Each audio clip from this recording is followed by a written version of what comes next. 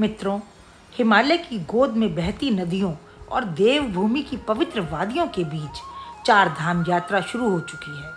गंगोत्री, यमुनोत्री, केदारनाथ और बद्रीनाथ धाम में कपाट खुल चुके हैं। आस्था का सैलाब उमड़ चुका है। मुश्किल रास्तों और ऊंची चोटियों के बीच विश्वास का सफर शुरू हो चुका है। लाखों दिलों को मिलने वाली नई ऊर्जा और सुकून से भर देने वाली यात्रा केवल यात्रा नहीं, बल्कि आत्मा के भीतर उतर जाने वाला अनुभव है। चलिए, आज हम आपको भी इस यात्रा पर ले चलते हैं और अपने इस व्लॉग के जरिए हम आपको चार धाम यात्रा से जुड़ी हुई सभी महत्वपूर्ण जानकारियों को देने की कोशिश करेंगे। आप बस अंत तक हमारे साथ जुड़े रहिए और आस्था के इस पर्व में सम्मिलित होकर के चार धाम यात्रा का पूर्ण अनुभव घर बैठे लीजिए। और हाँ, यदि आपको हमारी मेहनत पसंद आती है तो हमारे चैनल को सब्सक्राइब करें और नीचे दिए गए लाइक के बटन को प्रेस करें। चार धाम की यात्रा आरंभ करने से पहले यात्रियों के लिए रजिस्ट्रेशन कराना अनिवार्य है, क्योंकि यह सुरक्षा और यात्रा प्रबंधन के लिए जरूरी है। यह आप ऑनलाइन भी करा सकते हैं और ऑफलाइन भी, जो कि बिल्कुल मुफ्त है। चार धाम की यात्रा पश्चिम दिशा से पूर्व दिशा में चलती है। यमुनोत्री क्योंकि चारों धामों में सबसे पश्चिम में है, इसलिए शुरुआत यमुनोत्री से होती है। दिल्ली से यमुनोत्री जाने के लिए सबसे पहले आपको हरिद्वार पहुंचना होता है और फिर ऋषिकेश के मंदिरों के दर्शन, लक्ष्मण झूला होते हुए आप अगले दिन यमुनोत्री के लिए सफर शुरू कर सकते हैं। जानकी चट्टी पहुंचने के बाद 7 किलोमीटर की दूरी लगभग आपको पैदल ही पूरी करनी पड़ेगी। यहाँ सूर्य कुंड और गौरी कुंड जैसे प्राकृतिक गर्म पानी के झरने हैं, जहाँ श्रद्धालु प्रसाद के रूप में चावल और आलू उबालते हैं। यमुनोत्री धाम सूर्यपुत्री देवी यमुना को समर्पित है। यमुनोत्री धाम के कपाट अक्षय तृतीया पर खुलते हैं और भाई दूज पर बंद होते हैं। अब हमारा अगला पड़ाव है गंगोत्री धाम का। यमुनोत्री से गंगोत्री की दूरी लगभग 230 किलोमीटर की है, जो कि 7 से 8 घंटे में पूरी हो जाती है। इसलिए अधिकतर लोग दोनों मंदिरों के दर्शन आसानी से कम समय में कर लेते हैं। राजा भगीरथ द्वारा गंगा को धरती पर लाने के लिए की गई तपस्या के विषय में हम सभी जानते हैं। गंगोत्री धाम भगीरथी नदी के तट पर स्थित वही पवित्र तीर्थ स्थल है। गंगोत्री धाम में मां गंगा का बहुत ही सुंदर प्राचीन मंदिर है, जो कि यहाँ आने वाले सभी तीर्थ यात्रियों के जीवन के पाप कर्म समाप्त कर देता है और मोक्ष की प्राप्ति करवाता है।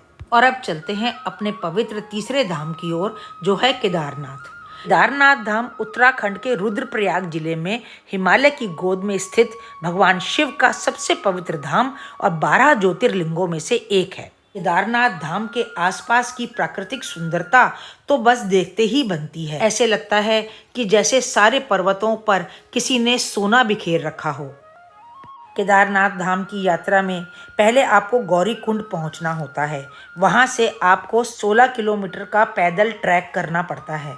यह एक पौराणिक स्थल है, जहां महाभारत काल में पांडवों ने शिव जी की पूजा करी थी। यहाँ पर भगवान शंकर बैल की पीठ की आकृति पिंड के रूप में पूजे जाते हैं। ऐसा माना जाता है कि जब भगवान शंकर अंतर्ध्यान हुए थे तो उनके धड़ के ऊपर का भाग काठमांडू में प्रकट हुआ था, जो पशुपति नाम के मंदिर से प्रसिद्ध है। ये जो मंदिर के पीछे आप शिला देख रहे हैं, इसे भीम शिला कहते हैं और इसकी काफ़ी पूजा करी जाती है, क्योंकि 2013 की बाढ़ में जब पूरा केदारनाथ क्षेत्र तबाह हो गया था, तब इसी शिला ने मंदिर को सीधी बाढ़ से बचाया था। केदारनाथ दर्शन के बाद अब बद्रीनाथ जी के दर्शन की परंपरा है। केदारनाथ से सीधे बद्रीनाथ जी के लिए बस या गाड़ी नहीं मिलती। इसके लिए गौरी कुंड उतरकर सोनप्रयाग आना होता है। लेकिन यदि आप दिल्ली से सीधे बद्रीनाथ जी के दर्शन के लिए जाना चाहते हैं तो यह करीब 516 किलोमीटर की यात्रा है।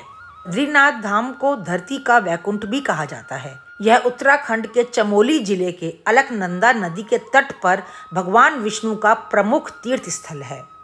यह प्रसिद्ध चार धाम यात्रा का सबसे महत्वपूर्ण हिस्सा है, जहां भगवान विष्णु ध्यान मुद्रा में विराजमान हैं। माना जाता है कि आदि गुरु शंकराचार्य ने इस मंदिर का पुनरुद्धार किया था। यहाँ की पूजा, जो कि 6 महीने कपाट बंद रहने पर जोशी मठ में होती है, नंबूदरी ब्राह्मणों के द्वारा करी जाती है। दोस्तों, अब बात करते हैं महत्वपूर्ण सूचना के विषय में। यहाँ पर आने के लिए उत्तराखंड पर्यटन की वेबसाइट या ऐप पर ऑनलाइन रजिस्ट्रेशन कराना बहुत ही जरूरी है। यात्रा से पहले डॉक्टर से चेकअप अवश्य करवा लीजिए। हिमालय में क्योंकि मौसम तेजी से बदलता है, इसलिए भारी ऊनी कपड़े, विंड चीटर, रेनकोट, छतरी और मजबूत ग्रिप वाले जूते हमेशा अपने साथ रखें। अपना आधार कार्ड, पंजीकरण फॉर्म और परिवार का संपर्क नंबर भी अपने जेब में रखें। इसके अतिरिक्त जरूरी दवाएं, शुगर की दवाएं, सूखे मेवे, पानी की बोतल और टॉर्च भी साथ में रखें। रात में यात्रा न करें, पंजीकृत खच्चर या पोर्टर ही लें। भीड़ से धैर्य बनाए रखें और एकांत रास्तों पर जाने से बचें। बाकी अन्य जानकारियां आपको उत्तराखंड टूरिज्म की वेबसाइट पर मिल सकती है। आपकी 4 धाम की यात्रा सुखद रहे, सुरक्षित रहे, इसी कामना के साथ हम व्लॉग को समाप्त करते हैं। यदि आपको पसंद आए तो हमारे चैनल को सब्सक्राइब करिए, नीचे दिए गए लाइक के बटन को प्रेस करिए। मिलते हैं अगले व्लॉग में, तब तक के लिए राम राम।